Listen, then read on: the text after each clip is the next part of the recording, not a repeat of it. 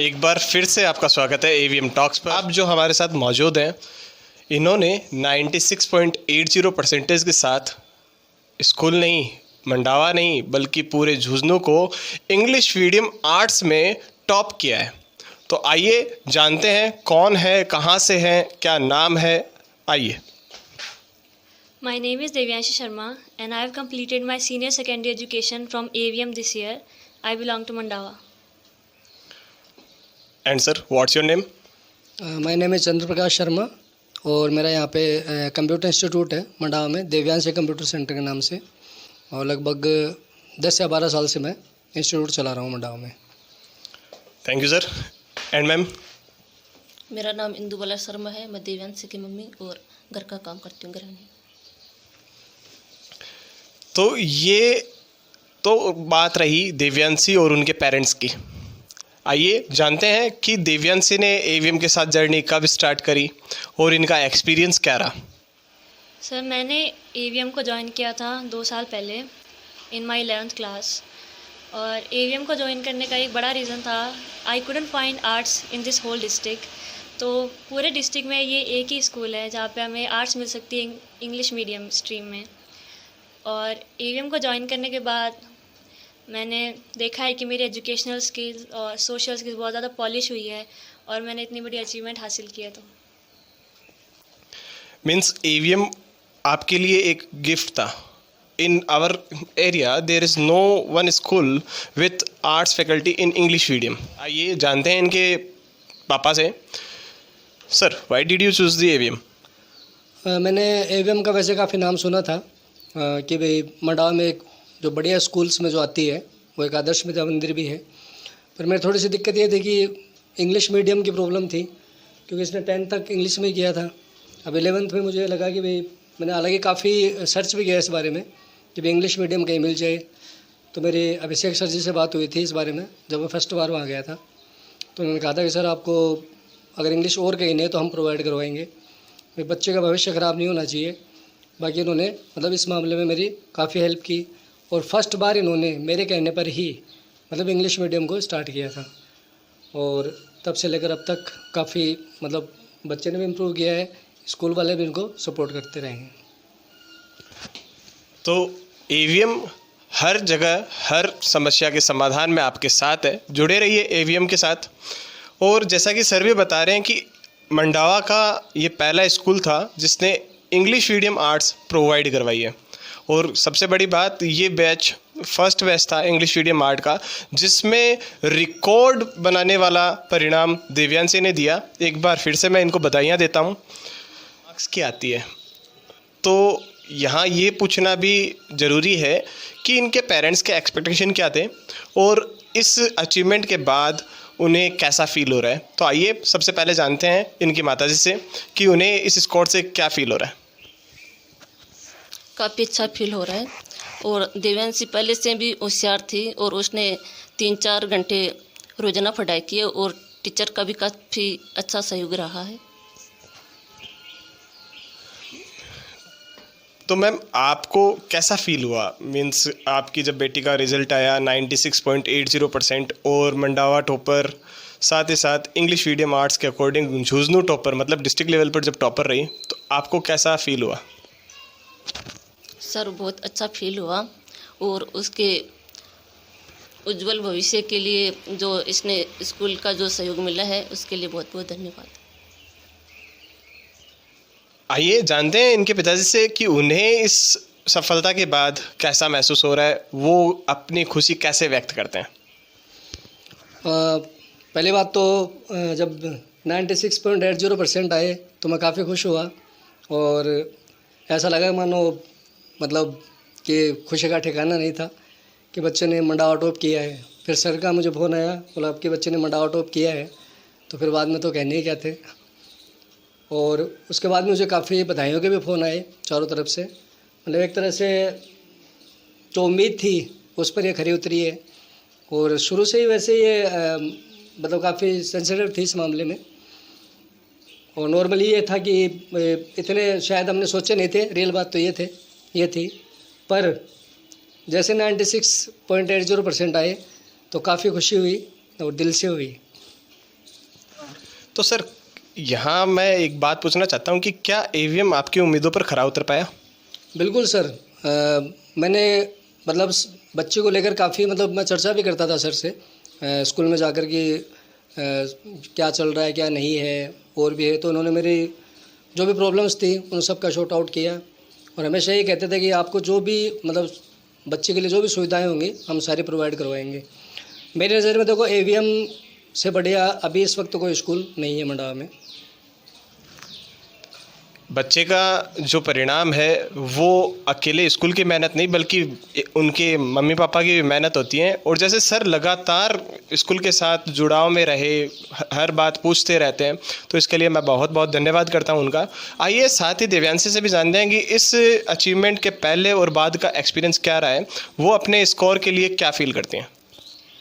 Sir 96.8% थोड़ा unexpected था, क्योंकि लोग वैसे ये मानते हैं कि स्टीरियोटाइप है आर्ट्स के बारे में कि आर्ट्स में स्कोर नहीं कर सकता कोई, ये एक थ्योरी का सब्जेक्ट है, पर प्रैक्टिकल सब्जेक्ट्स भी होते हैं आर्ट्स में, और इसलिए मुझे थोड़ा सा था कि शायद मैं स्कोर नहीं कर पाऊँगी। बाकी इनिशियली मैंने हमेशा से 95% तक का गोल मान रखा था और उसी तरह से तैयारी की। हमारे क्लास टीचर ने हमारी बहुत हेल्प की, बहुत ज़्यादा सपोर्ट किया, मोटिवेट किया बार बार कि हम ये कर सकते हैं, स्कूल टॉप कर सकते हैं। इसलिए पहले तो थोड़ा सा शौक लगा कि 96.8% है, पर फिर बहुत अच्छा लगा। और बाकी स्कूल का सपोर्ट है, सर का सपोर्ट है, तो इसलिए ये सब पॉसिबल हो पाया। During 2 years, what would you feel about the extracurricular activities and environment of AVM? Sir AVM में extracurricular activities unique part रहा है। हमने देखा है कि हमारे स्कूल में और मेरे सारे क्लासमेट्स ने एक्सपीरियंस किया है कि डिस्ट्रिक्ट लेवल गेम्स हुए हैं, न्यूज़ सेशन हुई है, हमारे स्कूल का यूट्यूब चैनल है जहाँ पे हमें ये सब करने में भी पार्टिसिपेट करने का मौका मिलता है, जिससे ऑफ कोर्स हमारी कम्युनिकेशन स्किल्स बढ़ती है, स्टेज स्किल्स बढ़ती है, और स्कूल्स में जो गेम्स होते हैं, कल्चरल प्रोग्राम्स होते हैं, वो भी बहुत ज़्यादा अच्छे रहते हैं। पर्सनैलिटी डेवलपमेंट के लिए एवीएम का AVM talks and AVM news जो है वो बच्चों को कैमरा फियर दूर करवाने में मदद करता है और इनकी जो कम्युनिकेशन स्किल्स है वो भी इम्प्रूव करता है, जिसमें देव्यांशी भी एक एग्जांपल रही है। इन्होंने भी एवीएम न्यूज़ में पार्टिसिपेट किया था। जो मार्क्स देव्यांशी ने अचीव किए हैं उन मार्क्स के लिए कहीं ना कहीं ज़रूरी होता है कि कोई प्रीवियर प्लान हो, क्योंकि किसी भी जंग को जीतने के लिए एक पूर्व योजना निर्धारित की जानी आवश्यक है। तो आइए जानते हैं कि देव्यांशी का क्या प्लान रहा, क्या इन्होंने स्ट्रेटेजी करी और कैसे ये जो परसेंटेज हैं अचीव किए। सर आर्ट्स में जैसे सब्जेक्ट थे पॉलिटिकल, ज्योग्राफी, जो थ्योरिकल सब्जेक्ट्स थे उनके लिए मैंने पहले से प्रिपेयर कर रखा था। जो मंथली टेस्ट होते थे, जो हर एक मंथली टेस्ट होते थे, उसमें सर 1 से 2 चैप्टर साथ में देते थे, जिनका पहले रिवीजन होता था, फिर उनके क्वेश्चन आंसर सॉल्व होते थे और फिर उनके इंपॉर्टेंट क्वेश्चन और नोट्स बनवाते थे सर। तो हम उनमें से प्रिपेयर करते थे। और कुछ सब्जेक्ट्स ऐसे थे जैसे प्रैक्टिकल, जैसे ज्योग्राफी और कंप्यूटर साइंस, जिनमें हमने हर एक चीज़ को पढ़ा है, कुछ भी लेफ़्ट आउट नहीं किया, क्योंकि उसमें हर एक चीज़ इंपॉर्टेंट होती है। और मैंने ट्राई किया एक स्पेसिफिक टाइम टेबल बनाने का, पर वो कहीं ना कहीं रह जाता है। पर चाहे रात को थोड़ा लेट पढ़ना या सुबह उठ के पढ़ना, हर एक सब्जेक्ट को 1 से 2 घंटा मैंने दिया और टीचर्स ने बहुत ज़्यादा हेल्प की हर एक प्रॉब्लम को सॉल्व करने में।